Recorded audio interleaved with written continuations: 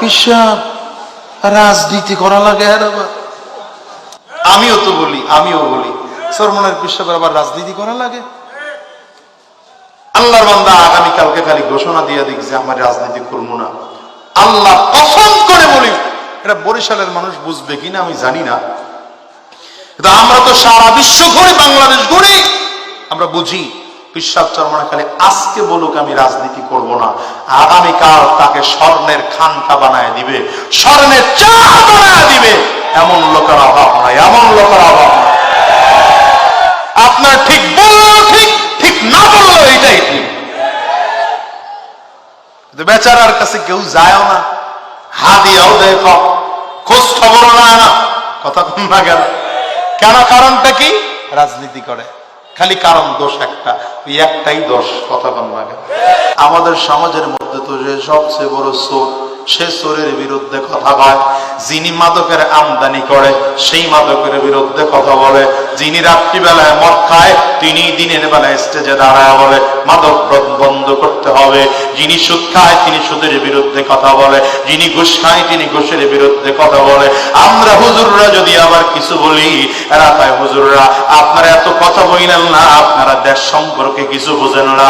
আমরা বুঝি বেটা, তোমার চেয়ে অনেক ভালো বুঝি, অনেক ভালো বুঝি, অনেক ভালো বুঝি, তবে তোমার মতো মিথ্যা কথা আমরা বলতে পারি না, ডাকাতি আর বাটপারি পারি না। হুজুররা যদি দেশ চালাতে শুরু করে, আল্লাহর কসম করে বলি এই দেশের মধ্যে একজন মানুষ না খেয়ে থাকবে না।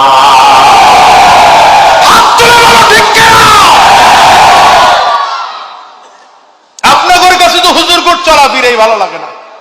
এই একদল লোক আমার কয় হ্যাঁ চেয়ারম্যান হইছে, কি করবে চেয়ারম্যান হইয়া? বিচার সালিসি বোঝে, আমার এলাকার লোক কয় বিচার সালিসি বোঝে।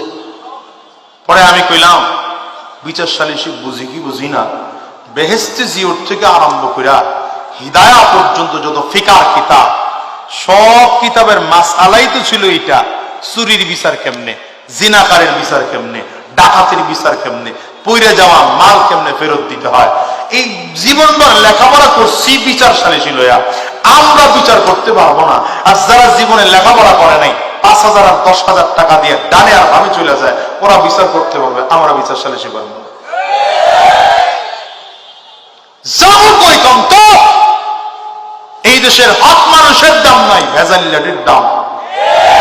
অরিজিনাল ঘি এখন বিক্রি হয় তো 2 নম্বরের মার্কেট, বড় বড় কথা না কেন দেখেন না? হক হুজুরদের খোঁজ খবর কম, বাজারে চিল্লেও কম। আল্লামা আহমদ শফির চিল্লে কম ছিল, আল্লামা জুনায়েদ বাবুনগরীর চিল্লে কম ছিল, চরমনের পিসরা হুজুরদের চিল্লি কম। দেখেন না বাজারে একদল আছে কালো চশমা লাগাইয়া এই যে চিল্লানি মারে, মনে হয় যেন ইসলামের বড় কন্ট্রাক্টর এসে বসছে। বরিশালের মানুষ চেনে না মনে হয়, হ্যাঁ বড় কন্ট্রাক্টরই হয়ে গেছে। বলবো কি কথা? মুসলমান একদল তো আছে কিতাবুল্লাহ নিয়ে পড়া, রিজালুল্লাহর খবর নাই। এই দলটা খুঁজে পাইছেন তো? কথা বল না, খালি কোরআন আছে আর সহিহ হাদিস আছে, আর কিছু লাগবে না। আমি এর জবাবটা কি বুঝাইতে পারছি? ডিসপেন্সারি আপনার কাছে আছে, ডাক্তার লাগবে কি লাগবে না? বালু সিমেন্ট রড আপনার কাছে আছে, ইঞ্জিনিয়ার লাগবে কি লাগবে না?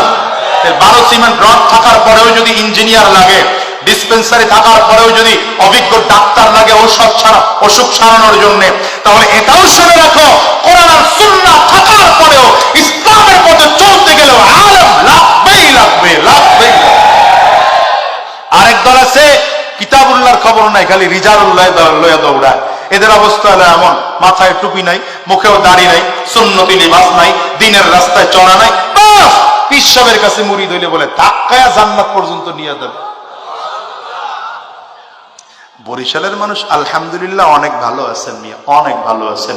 আমি বলি 2টা বিভাগে সবচেয়ে বেশি পীর, 2 বিভাগে পীর বেশি, একদল চট্টগ্রাম বিভাগ আর বরিশাল বিভাগ।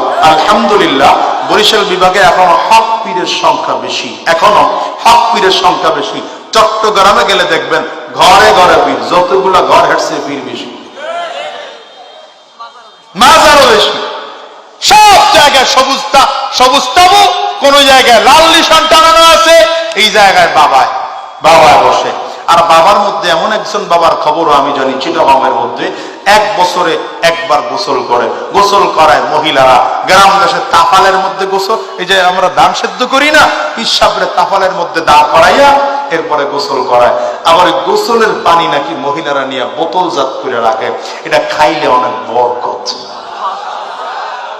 নাউজুবিল্লাহ, আগামী বছর মাহফিল হইলে তখন কই এটা খাইলে অনেক বরকত। কি কন মিয়া, ঘৃণাও তো মানুষের থাকা দরকার।